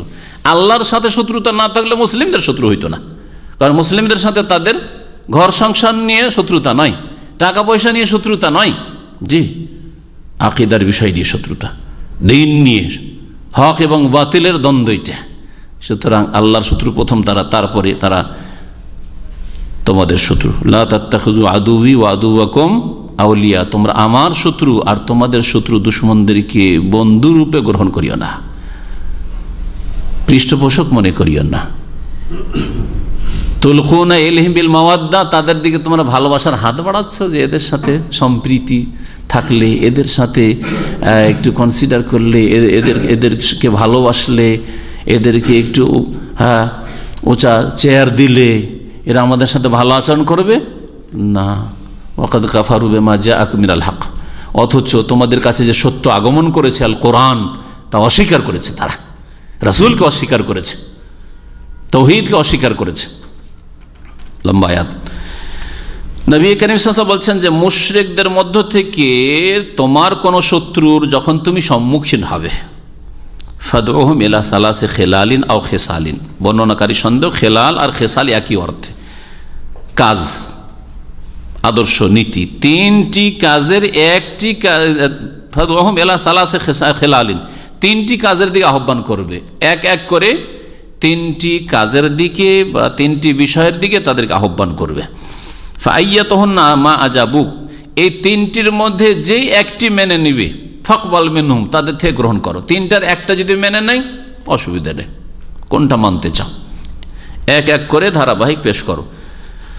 সুম্মা দুহুম ইলা তাহাওয়াল মিন দারিহিম ইলা, তার আগে বলছেন ফাকবাল মিনহুম, তার এই 3টি যে প্রস্তাব পেশ করবে তাদের সামনে, তার যেটা তারা কবুল করে নেয় সেটাই তোমরা মেনে নেবে, ফাকবাল মিনহুম। ওয়া কুফা আনহুম, এবং তাদের থেকে তোমরা হাত গুটিয়ে নাও, আর তাদের সাথে লড়াইয়ে লিপ্ত হও না। তারপরে বলছেন সুম্মাদ ওহম আল ইসলাম, এই সুম্মাটা অতিরিক্ত, ভাষ্যকাররা বলছেন বর্ণনাকারীর পক্ষ থেকে, অথবা এখানে উজ্জ্বল রয়েছে সুম্মা কালা, বর্ণনাকারী বোরাইদা বললেন যে রাসূলুল্লাহ সাল্লাল্লাহু আলাইহি ওয়াসাল্লাম বলেছেন সুম্মা, অতঃপর কি বলেছেন, উদউহুম আল ইসলাম, তাদেরকে ইসলামের দিকে আহ্বান করো। তাহলে প্রথম কাজ, 1 নম্বর কাজ হচ্ছে অমুসলিমদেরকে ইসলামের দাওয়াত দিতে হবে, ইসলামের দিকে আহ্বান করতে হবে। ইসলামের দাওয়াত কিভাবে দেবেন, যতগুলি সোর্স হইতে পারে, যতগুলি উপায় উপকরণ হইতে পারে, যতগুলি আপনি পন্থা অবলম্বন করতে পারেন, কথার দ্বারা সরাসরি, অথবা একটা বই পুস্তক পুস্তিকা লিফলেটের দ্বারা, অথবা একটা অন্য কারো আলোচনা আপনি পারছেন না, অন্য কারো আলোচনার দ্বারা, যেভাবে হোক না কেন, একটা ভালো ইসলামিক ওয়েবসাইটের সন্ধান দিয়ে, বিভিন্নভাবে যতগুলি পন্থা আজকাল রয়েছে, ইসলামের দাওয়াত তাদের ঘরে ঘরে পৌঁছে দেবে। ফাইন আজাবুক, এই ইসলাম যদি কবুল করে নেয়, তোমার ডাকে সাড়া দেয়, প্রথম নম্বরে ইসলাম পেশ করলেন, ইসলাম কবুল করে নিল, ফাকবাল মিনহুম, তাদের থেকে গ্রহণ করো। ইসলাম কবুল করে নিয়েছে তোমাদের ভাই, কবুল করো, সাদরে গ্রহণ করো। এই লোভ করিও না যে আরে হে ইসলাম কবুল করলো হয়তো আত্মরক্ষার জন্য, ধন সম্পদ বাঁচানোর জন্য, দেশে শান্তিতে বসবাসের জন্য, এর অনেক ধন আছে, এদের বিরুদ্ধে জেহাদ করলে ফায়দা আছে, না না, কখনো না, ওইসবের কোনো লোভ না। এইসব এলাকাগুলি যদি আমাদের হাতে চলে আসে তাহলে আমাদের দেশটা বড় হয়ে যাবে না। ইসলামের উদ্দেশ্য দেশ বড় করা নয়, ইসলামের উদ্দেশ্য নেতৃত্বকে শক্তিশালী করা নয়, যে আমাদের নেতৃত্ব একটু অনেক শক্তিশালী, পূর্ব থেকে পশ্চিম বিশাল এক রাজত্ব কায়েম হবে, এসব উদ্দেশ্য মোটেই না। এই উদ্দেশ্যে জিহাদ ফি সাবিলিল্লাহ কখনো আল্লাহ ফরজ করেন না, যে দেশ বড় করতে হবে, লোক সংখ্যা বাড়াইতে হবে, নেতৃত্ব মজবুত করতে হবে, এসব কোনো উদ্দেশ্য না, আল্লাহর কালিমা উঁচা করা। ফাকবাল মিনহুম, যদি তারা এই ডাকে সাড়া দেয় তাহলে তাদের থেকে ইসলাম কবুল করে নাও, যে ইসলাম যখন কবুল করেছে ঠিক আছে, সাদরে গ্রহণ করলাম। সুম্মা দুহুম, 2 নম্বরে ইলা তাহাওয়াল মিন দারিহিম ইলা দারিল মুহাজিরিন, এটা ওই 1 নম্বরের যে যারা ইসলাম কবুল করলো তাদের সামনে আবার 2টো রাস্তা আছে। এক হচ্ছে যখন ইসলাম কবুল করলো আর অমুসলিম এলাকায়, অমুসলিম দেশে বসবাস করছে, কাফের দেশে বসবাস করছে, বলো হিজরত করে আসো, আমাদের সাথে সহযোগিতা করার জন্য হিজরত করতে হবে। নবী করিম সাল্লাল্লাহু আলাইহি ওয়াসাল্লাম যখন মদিনা আসলেন আর এসে ইসলামের দাওয়াত বিভিন্ন এলাকায় দেওয়া শুরু করলেন, তখন মদিনায় হিজরত করা ফরজ ছিল। বেদুইন এলাকায় কেউ বসবাস করে, ধরেন আজকালকার এম্বু এলাকায়, হ্যাঁ, জোহফা এলাকায়, নাজদ এলাকায়, কাসিম রিয়াজ এলাকা, ওই বাহরাইন যেটাকে বলা হয়তো আগের যুগে আলাসা, হ্যাঁ, এই এলাকা, এইসব এলাকায় বসবাস করে। তাহলে এদেরকে ইসলামের দাওয়াত পৌঁছে দেওয়ার পরে হুকুম ছিল ইসলাম যদি কবুল করে নাই, তখন তাদের সামনে পেশ করে যে এখন তোমাদেরকে নিজের এলাকা যেখানে কুফরি শক্তিশালী হয়ে আছে ওখান থেকে হিজরত করে কোথায় আসো? দারুল ইসলাম মদিনায় চলে আসো। কারণ মদিনায় থাকলে ইসলাম পুরোপুরি পালনের সাথে সাথে রাসূলুল্লাহ সাল্লাল্লাহু আলাইহি ওয়াসাল্লামের সাথ দিতে পারবে, সহযোগিতা করতে পারবে। জিহাদ ফি সাবিলিল্লাহর হুকুম হলে সাথে সাথে বের হইতে পারবে, কিন্তু এখান থেকে কি করে পৌঁছিবে? আরে জিহাদের ঘোষণা হইলো, বদর, ওহদের, খৈবরের, আর তোমার পৌঁছিতে শেষ সবকিছু, 15 দিন 20 দিন লেগে গেল, তো কাজ হবে না তো। এজন্য হিজরত করা ফরজ ছিল। মক্কা বিজয়ের পূর্বে মদিনা মুনাওয়ারায় যারা কাফের ইসলাম গ্রহণ করত তাদের জন্য, নিউ মুসলিমদের জন্য হিজরত করা ফরজ ছিল। মক্কা থেকে এমনকি হিজরত করা ফরজ ছিল। হিজরত করতে পারবে আর হিজরত করবে না, থেকে যাবে কাবিরা গুনাহ, তার ইমানে সন্দেহ রয়েছে, তার মধ্যে কপটতা রয়েছে, কেন হিজরত করতে চাই না। মক্কা বিজয়ের পরে রাসূলুল্লাহ সাল্লাল্লাহু আলাইহি ওয়াসাল্লাম লা হিজরাতা বাদাল ফাত, মক্কা বিজয়ের পরে আর মক্কা থেকে হিজরত করা লাগবে না। মক্কাতে থাকলে সেটা দারুল ইসলাম, ইসলামিক স্টেট। কিন্তু মক্কা বিজয় পর্যন্ত 8ম হিজরি পর্যন্ত মক্কা থেকে মদিনা হিজরত করা ফরজ ছিল।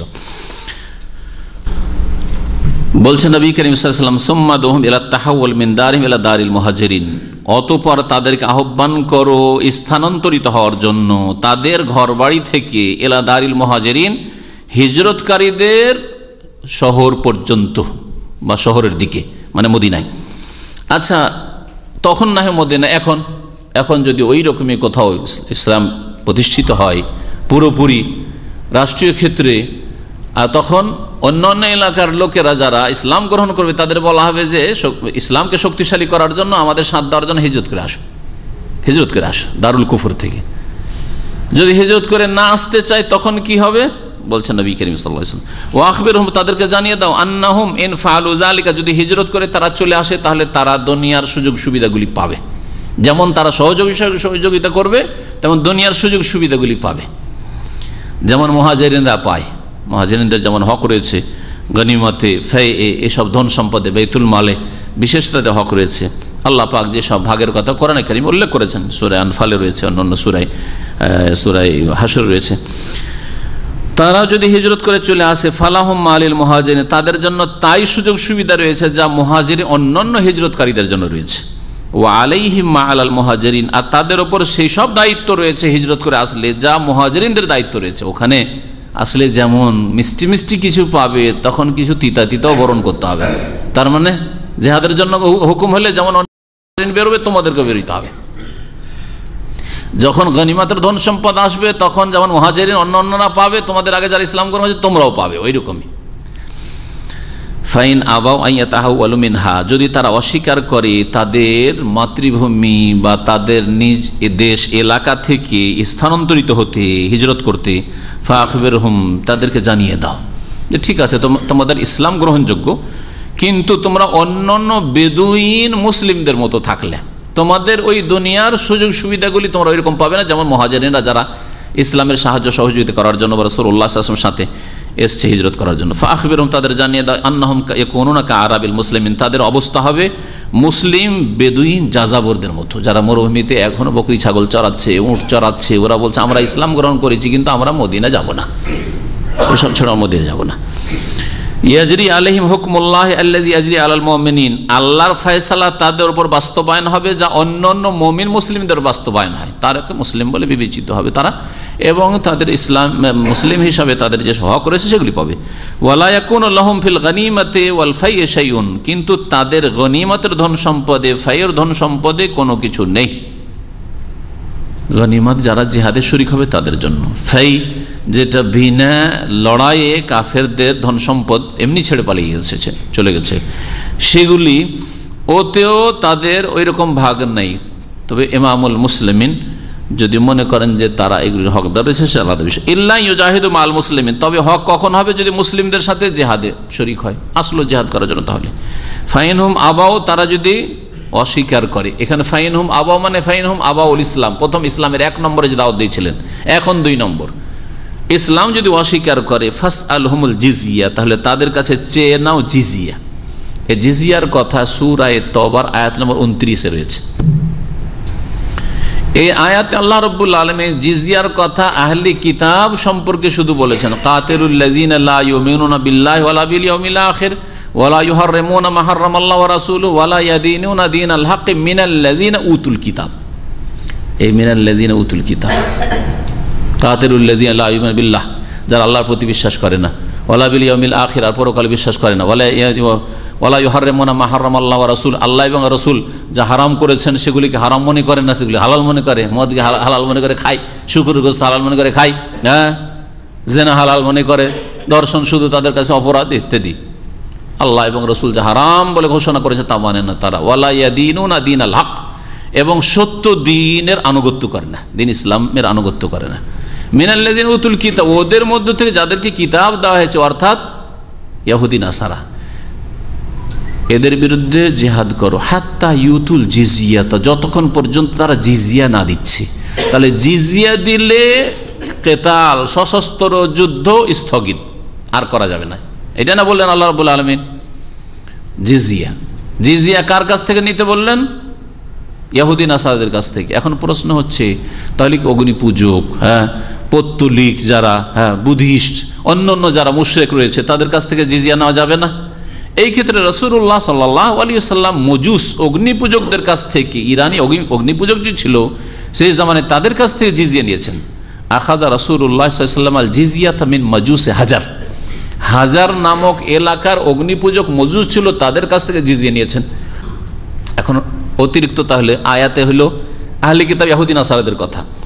এই হাদিসে আছে জিজিয়ানের অগ্নিপূজকরা কিন্তু আহলে কিতাব না, তাদের কাছে কোনো কিতাব, তাওরাত, ইনজিল এরকম কিছু নাজিল তাদের কাছে হয়েছে, তাদের কোনো নবী ছিল, এরকমের কোনো প্রমাণ নেই। মজুস মানে আগুনের যারা পূজা করে, তাই না? তাহলে ওরা মুশরিক। আগুনের পূজারী মুশরিকদের কাছ থেকে রাসূলুল্লাহ সাল্লাল্লাহু আলাইহি ওয়াসাল্লাম কি নিয়েছেন? জিজিয়া নিয়েছেন। এখন আর একটু এক ধাপ এগিয়ে যান। এখন বাকি থাকলো যারা পুতুল পূজা করে, প্রতিমা পূজা করে, হ্যাঁ, যারা বুদ্ধিস্ট বৌদ্ধদেবের পূজা করে, যারা গাছপালা গরু ছাগলের পূজা করে, সাপের পূজা করে, হনুমানের পূজা করে, ওদের সাথে কি করবেন? ওদের সাথে কি করবেন? একদল বলছেন ফোকাহা যে আল্লাহ যে আহলে কিতাব বলেছেন আর নবীর হাদিস শুধু মজুসাসি এতে সীমিত রাখবো।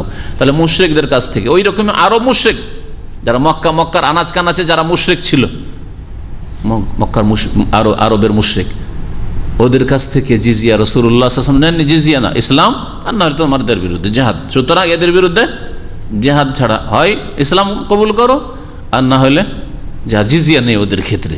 একদল ফোকাহা বলছেন। আর একদল ফোকাহা বলছেন না, নবী সাল্লাল্লাহু আলাইহি ওয়াসাল্লাম যখন আহলে কিতাবের কাছে জিজিয়া নিয়েছেন, কোরআন বলছে আর নিতে বলেছেন, আল্লাহ ওরাও কাফের। 2 নম্বরে মজুস অগ্নিপূজকদের কাছ থেকে জিজিয়া নিয়েছেন রাসূলুল্লাহ সাল্লাল্লাহু আলাইহি ওয়াসাল্লাম। হাজার নামক এলাকা, হাজার নামক এলাকা, হাজার হচ্ছে পুরাতন যুগে আপনার এই এলাকা আলহাসা এলাকা, আলহাসা এলাকা কি হাজার বলা হইত, এর আশেপাশে ছিল সেটা। তো বলছিলাম যে অগ্নিপূজকরা কি মুশরিক। অগ্নিপূজক মুশরিকের কাছে যখন নেওয়া প্রমাণিত হলো, তাহলে অন্য যারা প্রতিমা পুতুল পূজারী, পত্তলিক মুশরিক, তাদের কাছ থেকেও তারা যদি বলে ইসলাম কবুল করবে না, তবে জিজিয়া দেব, তাহলে জিজিয়া গ্রহণ করে তাদের বিরুদ্ধে সশস্ত্র লড়াই বন্ধ রাখা যাবে, তাদের সাথে চুক্তি করা যাবে। শুধু এই কিয়াস যুক্তি নয়, এই হাদিসটা দলিল। কাতেলু মান কাফারা বিল্লাহ, যারা আল্লাহর সাথে কুফরি করেছে। এখানে এই কথা বলা হয়নি শুধু ইহুদি নাসারাদের বিরুদ্ধে, শুধু অগ্নিপূজকদের বিরুদ্ধে, যারা আল্লাহর সাথে কুফরি করে, পত্তলিক হইতে পারে। এখন দেখেন নবী করিম সাল্লাল্লাহু আলাইহি ওয়াসাল্লাম বলছেন ফাইনহুম আবাও, তারা যদি ইসলামকে অস্বীকার করে, ফাসআলহুমুল জিজিয়া, তাদের কাছ থেকে জিজিয়া চাও। ফাইনহুম আজাবুক, যদি তারা এই ডাকে সাড়া দেয় যে জিজিয়া দিয়ে দিলাম, ফাকবাল মিনহুম, তাহলে জিজিয়া তাদের কাছ থেকে সাদরে গ্রহণ করো। ওয়া কুফা আনহুম, তাদের থেকে নিজের হাতকে সংকুচিত রাখো বা গুটিয়ে রাখো, না আর তাদের দিকে হাত বাড়াবো না, মানে অস্ত্র ধারণ করবো না। ফাইনহুম আবাউ, 3 নম্বর যে 3টি অপশন, 3টি এখতিয়ার, হ্যাঁ এটা করো না, এটা করো না, এটা করো। 3টার প্রথমটা কি ছিল? ইসলামের দাওয়াত দেওয়া। ইসলাম যদি কবুল না করে জিজিয়া দাও 2 নম্বরে। জিজিয়া দিয়ে দেয়, ভালো কথা, তাতে থেমে যাও। জিজিয়াও দিতে চাইলো না, তাহলে 3 নম্বরে ওই কথা বলছেন যে ফাইনহুম আবাউ, তারা যদি অস্বীকার করে জিজিয়া দিয়ে, ইসলাম অস্বীকার করে, আবাউল ইসলামা ও আবাউল জিজিয়াত, ইসলাম অস্বীকার করলো আর জিজিয়া দেওয়া অস্বীকার করলো, ফাস্তাইন বিল্লাহ, তাহলে আল্লাহর সাহায্য কামনা করো, ওয়াকাতিলহুম, এবং তাদের বিরুদ্ধে সশস্ত্র লড়াই করা। 3 নম্বরে হচ্ছে কেতাল। তাহলে প্রথমখানে কেতাল নয়, আজকাল যে সন্ত্রাসী কিছু লোকেরা আর এই খারেজি এরা, আর তাতেও আবার এই যে সম্বোধন, হ্যাঁ রাসূলুল্লাহ আমির বানিয়েছেন। কে বানিয়েছেন আমির? হাদিসের শুরুতে দেখেন সামনে কি, এই জন্য আল্লামা সালেহ ফৌজান বলবেন যে এই হাদিস দ্বারা স্পষ্ট হয় যে আমির নেতৃত্ব ছাড়া, অর্থাৎ সরকারের নেতৃত্ব ছাড়া জিহাদ নেই। মুফতি সাহেব জিহাদের ঘোষণা করবে না, হ্যাঁ হুজুর সাহেব জিহাদের ঘোষণা করবে না, হ্যাঁ খতিব সাহেব জিহাদের ঘোষণা করবেন না, কোন সংগঠনের আমির সাহেব জিহাদের ঘোষণা করবে। জিহাদের ঘোষণা করবে সরকার, মুসলিম সরকার।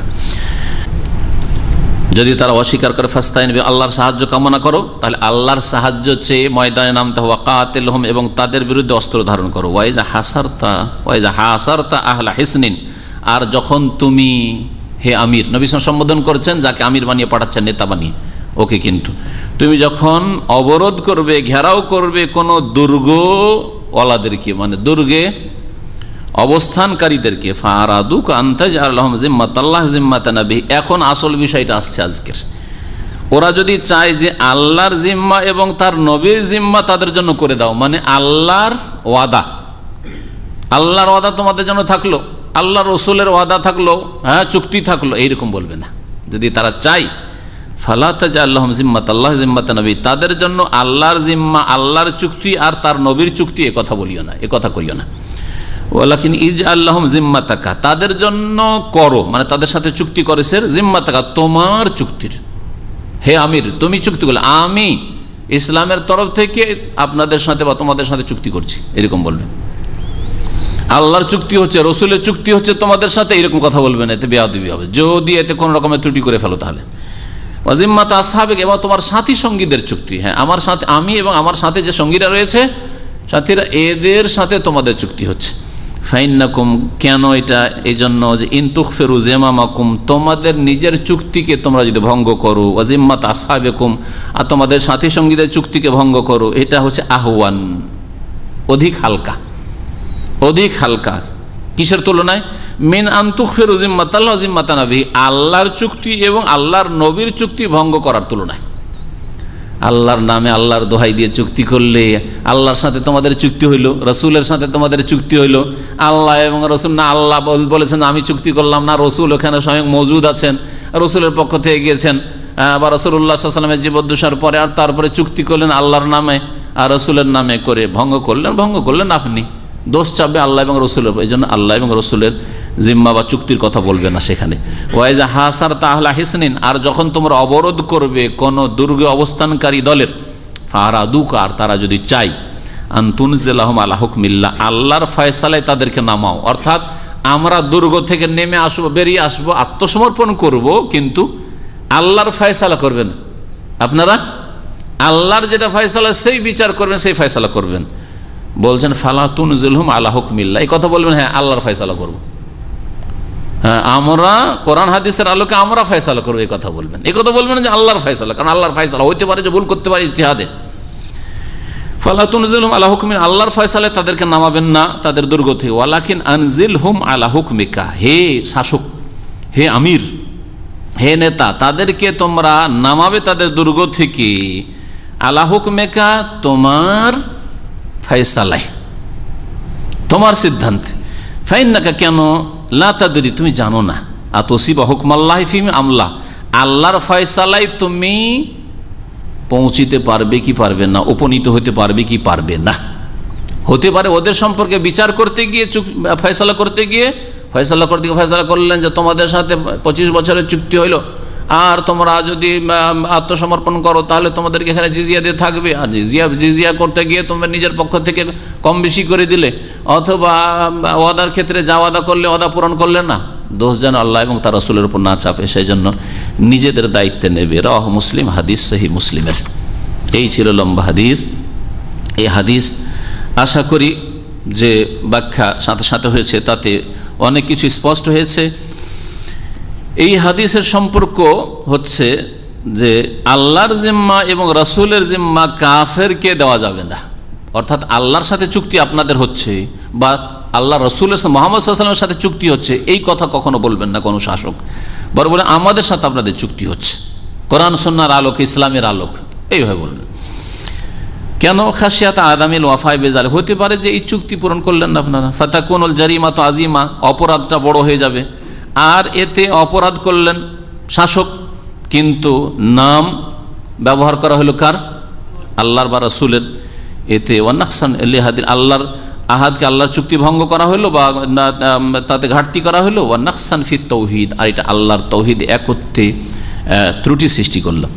এই হাদিস থেকে যেসব বিষয়গুলি জানা যায় সেটা হচ্ছে যে ইসলামে অভিযান পাঠানো বা আল্লাহ রাস্তায় সশস্ত্র জেহাদের জন্য সেনাবাহিনী পাঠানো শরীয়তসম্মত, শাসক পাঠাবে যেমন রাসূলুল্লাহ পাঠিয়েছেন। এই রকমই জানা গেল। 2 নম্বরে বলছে আল্লাহর কালেমাকে উঁচা করার জন্য সশস্ত্র লড়াই হবে এবং কুফরিকে নির্মূল করার জন্য, কুফরি শক্তিকে নির্মূল করার জন্য যাতে শিরনত করে, এই জন্য জিহাদ ফি সাবিলিল্লাহ, লা লিনাইলিল মুলকি, রাজত্ব হাসিলের জন্য না, গদি হাসিল করার জন্য নয়। ওয়া তালাবিদ দুনিয়া, আর দুনিয়ার নেতৃত্ব ভোগ বিলাসের জন্য নয়, যে ওরা খুব ভোগ করছে আমরা এখন ভোগ করব। আহওয়ান মানে হালকা, অধিক হালকা। তাহলে দুনিয়া হাসিলের জন্য, ওয়ালা আও নাইলে শাহওয়া, অথবা আপনার কুপ্রবৃত্তির অনুসরণ নয়, আপনার স্বার্থ হাসিলের জন্য নয়, যে মনের আমার স্বার্থ, এই জন্য আমাকে হিরো বলবে, আমাদেরকে আমাদের দাপট পৃথিবীতে হবে, এই সব উদ্দেশ্য থাকবে না। উদ্দেশ্য থাকবে ইলাউ কালিমাতিল্লাহ, আল্লাহর কালিমা লা ইলাহা ইল্লাল্লাহকে উঁচা করা।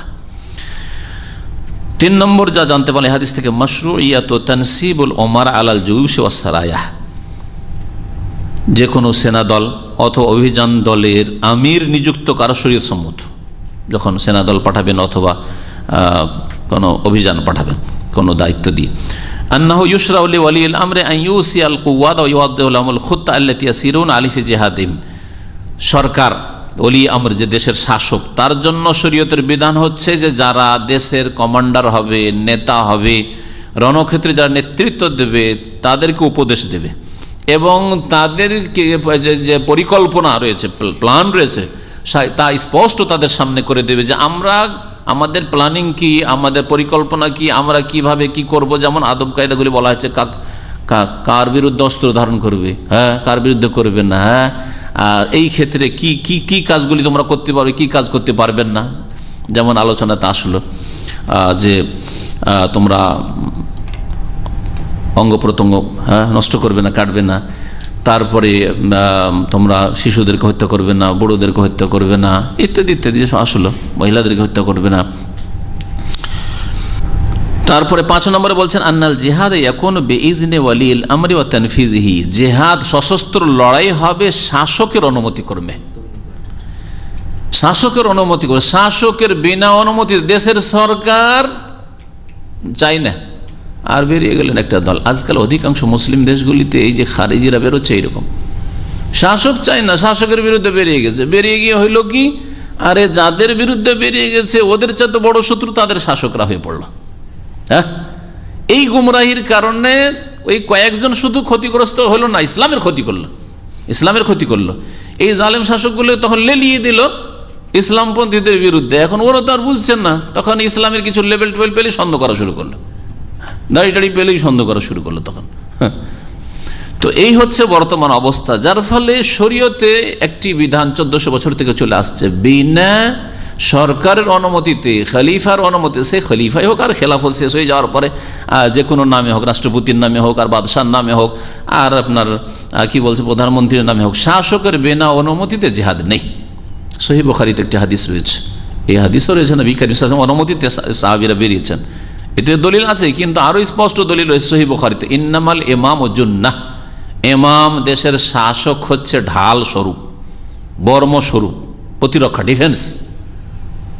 ইউকাতালু মিন ওয়ারাহি, তাদের নেতৃত্বে লড়াই করতে হবে, তাহলে কখনো ফিরে আসলে জায়গা পাওয়া যাবে, আর নাহলে ফিরে আসার উপায় নেই। বেকুবেরা করছে কি ওই অন্য দেশে গিয়ে যাওয়ার পরে পাসপোর্টটাকে পুড়িয়ে দিয়ে আর ফিরবই না। তো ইসলাম এই তরিকা কোথায় আছে? 6 নম্বরে বলছেন মাশরুইয়াতুদ দাওয়া ইলাল ইসলাম ক্বাবলা কিতাল, যুদ্ধ শুরু করার আগে ইসলামের দিকে দাওয়াত দিতে হবে। এমনকি জিহাদের ময়দানে শুরু হতে তার আগে একবার লাস্ট চান্স দিয়ে দিবেন তাদেরকে, যে দেখো এখন আবার বলে দিচ্ছি, আগে তো ইসলামের দাওয়াত পৌঁছিয়েছেন, তারপরে ওই এলাকায় গিয়েছেন, কিন্তু তারপরে ওখানে গিয়েও একটা সুযোগ দেবেন যে এখনও তোমাদেরকে সুযোগ দিচ্ছি, ইসলাম কবুল করো, আসলেম তাসলাম। আর ইসলাম যদি কবুল না করো, জিজিয়া কবুল করো, জিজিয়াও যদি কবুল না করো তাহলে প্রস্তুত হও। 7 নম্বরে মাশরুইয়াতু আখযিল জিজিয়া মিন জামিল কুফফার, এই হাদিস দ্বারা জানা গেল যে সমস্ত রকমের কাফের থেকে জিজিয়া নেওয়া যাবে। যেমন আমি বিস্তারিত বললাম, ইহুদি নাসারা থেকে নেওয়া যাবে, মজুস অগ্নি পূজক থেকেও নেওয়া যাবে, যা হাদিস আর আয়াত দ্বারা প্রমাণিত, আর এই রকমের মুশরিকদের থেকে নেওয়া যাবে। যেমন নবী করিম সাল্লাল্লাহু আলাইহি ওয়াসাল্লাম এখানে বলেছেন যে কোনো কাফেরদের সম্পর্কে বলেছেন, তারা যদি না মেনে নেয় তাহলে কি করো, ইসলাম যদি না মানে তাহলে তাদের কাছ থেকে ফাসআলহুমুল জিজিয়া, এই কাফেরদের কাছ থেকে জিজিয়া চেয়ে না। এখানে বলা হয়নি যে শুধু বিশেষ ধরনের কাফেরদের কাছ থেকে নাও। 8 নম্বরে নিষেধ করা হয়েছে আন্নাহি আন কাতলিস সিবিয়ান, নিষেধ করা হয়েছে শিশু ছেলেমেয়ে, নাবালক ছেলেমেয়েদেরকে হত্যা করতে। 9 নম্বর আন্নাহি আন ইত্তামসিল বিল কাতলাহ, যারা নিহত হয়েছে কাফের বিরোধী তাদের মুসলা করা, মানে অঙ্গহানি করা, অঙ্গ প্রত্যঙ্গ কেটে নেওয়া, এসব ইসলামে হারাম। 10 নম্বর আন্নাহি আনিল গুলুল ওয়াল খিয়ানা ফিল উহুদ, চুক্তিতে কোনো রকমের খেয়ানত করা, বিশ্বাসঘাতকতা, ধোঁকাবাজি অথবা চুরি করা, বেঈমানি করা, দুর্নীতি করা, এগুলি হারাম, নিষেধ করা হয়েছে। 11 নম্বর ইহতিরাম জিম্মাতিল্লাহ জিম্মাতি নবীহি, আল্লাহর চুক্তি এবং তার নবীর চুক্তির শ্রদ্ধা সম্মান করা। এই শ্রদ্ধা সম্মানের উদ্দেশ্যে আল্লাহ এবং রসুলের চুক্তির কথা বলবেন না, কারণ কি জানি আল্লাহ এবং রসুলের চুক্তির কথা বলে আমরা হয়তো পালন করতে পারলাম না, নিজে চুক্তি করেছিলাম, নিজে পালন করলাম না, দোষ আমার উপরে চাপলো। ওয়াল ফারকু বাইনাহু বাইনা জিম্মাতিল মুসলিমিন, আর এই দুটোর মাঝে মানে আল্লাহ এবং রসুলের চুক্তি আর মুসলিমদের চুক্তির মাঝে পার্থক্য রয়েছে। আপনি এমনি সাধারণভাবে বুঝেন, এটাকে একটু বুঝাই তাহলে আরও স্পষ্ট বুঝবেন। আপনি একটা প্রতিষ্ঠানে কাজ করেন, আমরা কাজ করি, ঠিক না? এখানে আমি যদি কোনো কারোর সাথে গিয়ে কথা বলি, কোনো প্রমিস করি, ওয়াদা করি, তাহলে আমি আপনার সাথে ওয়াদা করছি, ঠিক না? যদি ওখানে গিয়ে বলি যে আমার বস, আমার ডাইরেক্টর, হ্যাঁ আমার কফিল আপনার সাথে ওয়াদা করছে, এ কথা বলেন, দুটোতে পার্থক্য আছে না নেই? আবার আমার কফিলের পক্ষ থেকে বলছি আপনাকে, আমার কফিল ওয়াদা করছে, এই ওয়াদা করে চলে আসলে শেষে দিল ওয়াদা খেলাপি করে দিলেন, পুরা করে দিতে পারলেন না, যে এই বেনিফিটগুলো তোমাদের দেওয়া হবে, বা এই রকম সুযোগ সুবিধা দেওয়া হবে, এই রকমের তোমাকে ফ্যাসিলিটি দেওয়া হবে, এইসব বলে আসলেন কফিলের নাম নিয়ে, বসের নাম নিয়ে, জেনারেল ম্যানেজার নাম নিয়ে, ডাইরেক্টরের নাম নিয়ে করতে পারলেন না, তা দোষ কার উপরে চাপলো? আপনার প্রতিষ্ঠান ইসলামিক সেন্টারের উপর চাপলো, আল বাসাম গ্রুপের উপর চাপলো, অমুক কোম্পানির উপর চাপলো না? কিন্তু না, আমি কোম্পানি একজন প্রতিনিধি গেছি, আমার সাথে আমাদের চুক্তি হলো, আমার সাথে এই চুক্তি আপনার, তাহলে দোষটা আমার উপরে চাপবে আর অন্যদের উপর চাপবে না। তো এইটা যদি সাধারণ ক্ষেত্রে হয়, অথচ ওরাও মানুষ আর আপনি মানুষ, তাহলে সেখানে আল্লাহ পাকের কথা এবং তার রাসূল সাল্লাল্লাহু আলাইহি ওয়াসাল্লামের কথা যদি হয় তাহলে কত পার্থক্য রয়েছে। 12 নম্বরে তালাবুল এহতিয়াত আনিল উকুফ ফিল মাহজুর, নিষিদ্ধ বা নাজায়েজ হারাম কাজে লিপ্ত হওয়ার ক্ষেত্রে অধিক সতর্কতা অবলম্বন করা। সতর্কতা, এটা সতর্কতামূলক। আল্লাহ এবং রাসূলের চুক্তির কথা কেন বলবেন না? সতর্কতামূলক, কি জানি কি হয় না হয়, পুরা করতে পারি কি না পারি। 13 নম্বরে জানতে পারলাম আন্নাল মুজতাহিদা ইউখতি ওয়া ইসিব, যেই ব্যক্তি শরীয়তের মাসলা মাসাইল নিয়ে, আকীদাই হোক আর অন্যান্য ইবাদতের মাসলা হোক আর ফিকহের মাসলা হোক আর হালাল হারামের মাসলা হোক, এই ক্ষেত্রে ঠিকও বলতে পারে আবার ভুল, যে কোনো মুজতাহিদ, ইমাম আবু হানিফা, শাফি, মালিক, আহমদ তাদেরকে বলেন, আর তার আগের সাহাবাই কেরামরা তারা মুজতাহিদ তাদেরকে বলেন, আর তাবেঈনদের বলেন, আর আজকালকার যুগের বড় বড় আলেমদের কথা বলেন, যে উলামায়ে কেরামরা দ্বীনের খেদমত করছেন, তারা ঠিকও বলতে পারেন আবার ভুলও করতে পারেন। কেউ ভুলের ঊর্ধ্বে না, একমাত্র আল্লাহ রাব্বুল আলামিন এবং তার রাসূল সাল্লাল্লাহু আলাইহি ওয়াসাল্লাম। রাসূল কেন ভুলের ঊর্ধ্বে? কারণ তার কাছে ওহী হয়েছে, ওহী ছাড়া কথা বলেননি।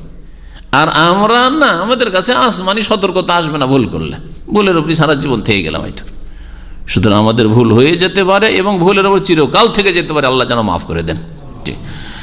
কখনো কারো অন্ধ অনুসরণ এই জন্য জায়েজ না, এই জন্য তাকলিদে শাখসি, অন্ধভাবে একজনের অনুসরণ করা আর তাতে হককে সত্যকে সীমিত মনে করা, এটা জায়েজ নয় কখনো।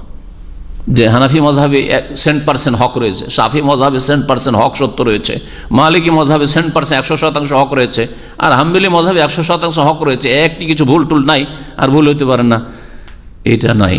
আর তার সাথে সাথে মনে রাখবেন যে তারা মেহনত করেছেন, মেহনত করে যদি ঠিক সিদ্ধান্তে উপনীত হইতে পারেন, পৌঁছিতে পারেন, তাহলে ডবল নেকি পেয়েছেন।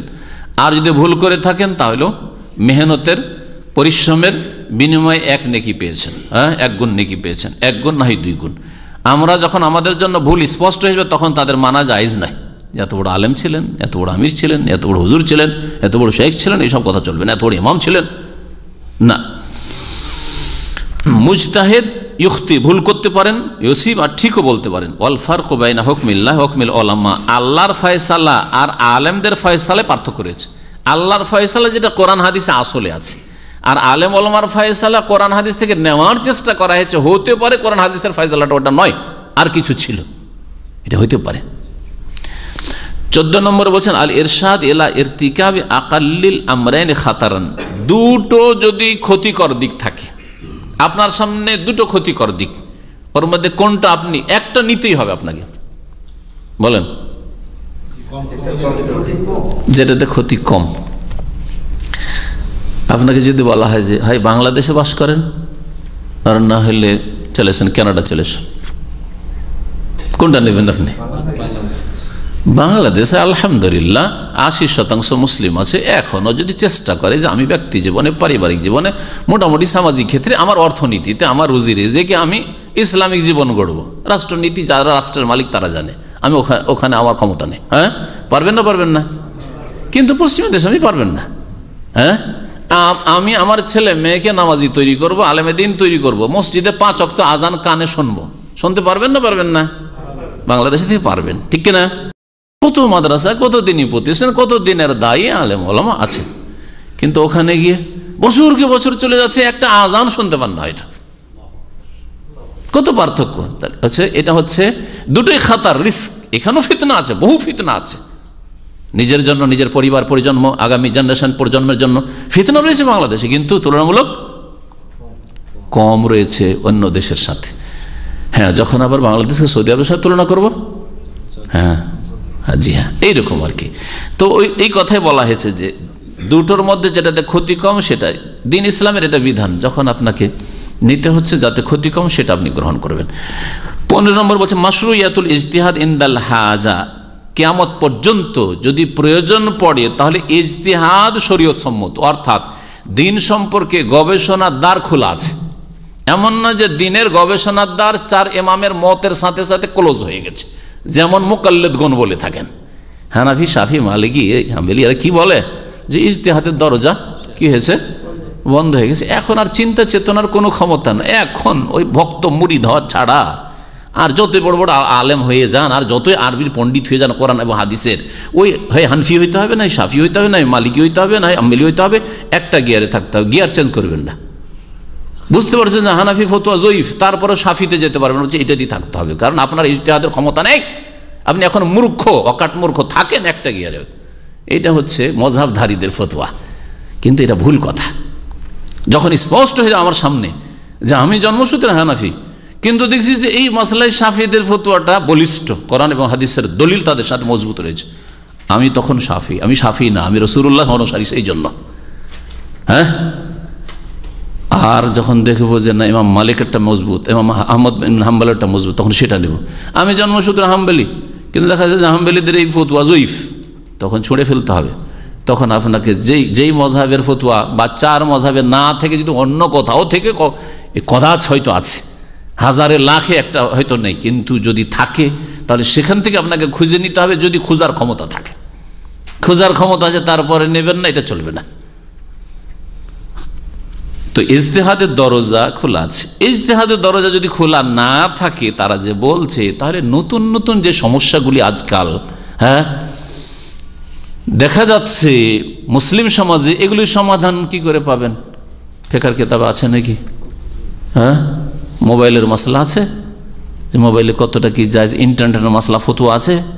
হ্যাঁ, আচ্ছা না, ইন্টারনেট মোবাইল বলছে যে এটা যন্ত্র, কিন্তু ব্যবসা, হ্যাঁ, ডিএকশনের ব্যবসা, ডিস্টেনির ব্যবসা, আর তারপরে শেয়ার বাজার, হ্যাঁ, শেয়ার ব্যবসা, ব্যাংকিং সিস্টেম ইত্যাদি ইত্যাদি।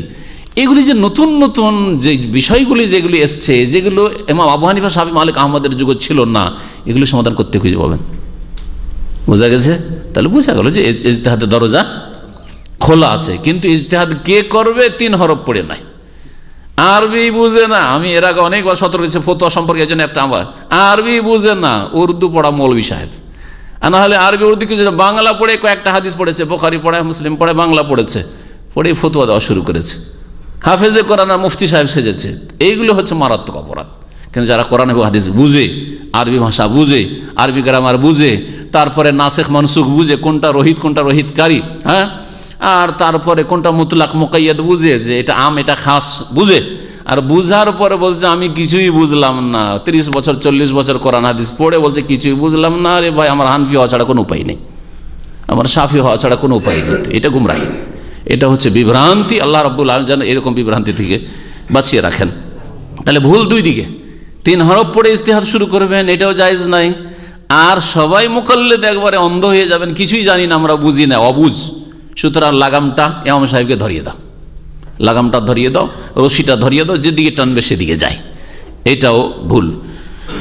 হক হচ্ছে, সত্য হচ্ছে মাঝামাঝি। আল্লাহ রাব্বুল আলামিন যেন কোরআন এবং হাদিস বুঝার তৌফিক দান করেন এবং কোরআন এবং হাদিসের অনুসরণে তৌফিক দান করেন, রাসূলুল্লাহ সাল্লাল্লাহু আলাইহি সাল্লামের তরিকায় চলার তৌফিক দান করেন। আল্লাহ রাব্বুল আলামিন মুসলিমদেরকে যেন সম্মানিত করেন, মুসলিমদের গুনাহ অন্যায়গুলি আল্লাহ তাআলা মাফ করে দেন, তাদের উপর রহম করে তাদেরকে দ্বীন ইসলামের দিকে ফেরার তৌফিক দান করেন। তাদের শাসকদেরকে, মুসলিমদের শাসকদেরকে আল্লাহ পাক রব্বুল হিদায়াত দান করেন, তাদেরকে আল্লাহ রাব্বুল কোরআন এবং হাদিস জানার তৌফিক দান করেন, মানার মন মানসিকতা দান করেন, তাদের গুমরাহি দূর করে দেন, তাদের দ্বারা জাতির যেন কল্যাণ হয়, অকল্যাণ না হয়, এই কামনায় আল্লাহ তোমার কাছে করি। আল্লাহ রাব্বুল আলামিন তুমি আমাদের দোয়া কবুল করো। রব্বানা আতিনা ফিদ দুনিয়া হাসানাহ ওয়া ফিল আখিরাতি হাসানাহ ওয়া কিনা আযাবান নার। সুবহানা রাব্বিকা রাব্বিল ইজ্জাতি আম্মা ইয়াসিফুন ওয়া সালামুন আলাল মুরসালিন ওয়া আলহামদুলিল্লাহি রাব্বিল আলামিন। একটা বিষয় সামনে চলে আসছে, সেটা হলো আমার শক্তিশালী মজবুত করা যাবে, মানে এই নিয়োগ করা যাবে না, কিন্তু দেখা গেছে আমার বাউন্ডারি মজবুত করার জন্য আমাকে এই কাজ করতে হবে। এখন এটা সংশ্লিষ্ট কিরকম, যেমন আমি যদি আমার বাউন্ডারি বা দুর্গ বা শক্তিশালী রাষ্ট্র, একটা পাশের আরেকটা রাষ্ট্রকেও আমি শক্তিশালী না করি, তাহলে আমার দুর্বল হয়ে যাচ্ছে। পাশের দেশটিকে, হ্যাঁ, যদি দেখা যায় যে ওর চাইতে বড় শত্রু সুযোগ নিয়ে আছে, যদি পাশের এই প্রতিবেশী এদেরকে যদি শক্তিশালী না করি, তাহলে বেশি বড় ঝুঁকি রয়েছে। হ্যাঁ, তো এই ক্ষেত্রে অবশ্যই তারপরে যে কোনো মুসলিমের ভালো কাজে সহযোগিতা করা যাবে। বা আপনি অমুসলিমের কথা বলতে চাইছেন, মুসলিমের কথা বলতে চাইছেন, অমুসলিমের কথা বলতে চাইছেন, দেখতে হবে। যদি পাশের প্রতিবেশী দেশ মুসলিম হয় তাহলে তো ভালো কথা, মুসলিমদের সাথে তাওয়ান করতে হবে, তাও নেকির কাজে, অন্যায় কাজে না। কিন্তু কুফরি শক্তির সাথে সহযোগিতা করা না, সহযোগিতা নেওয়া, প্রয়োজনে সহযোগিতা নেওয়া যাবে। যদি দেখা যায় আমরা নিজে স্বয়ংসম্পূর্ণ, তো সহযোগিতা নেওয়া যেতে পারে।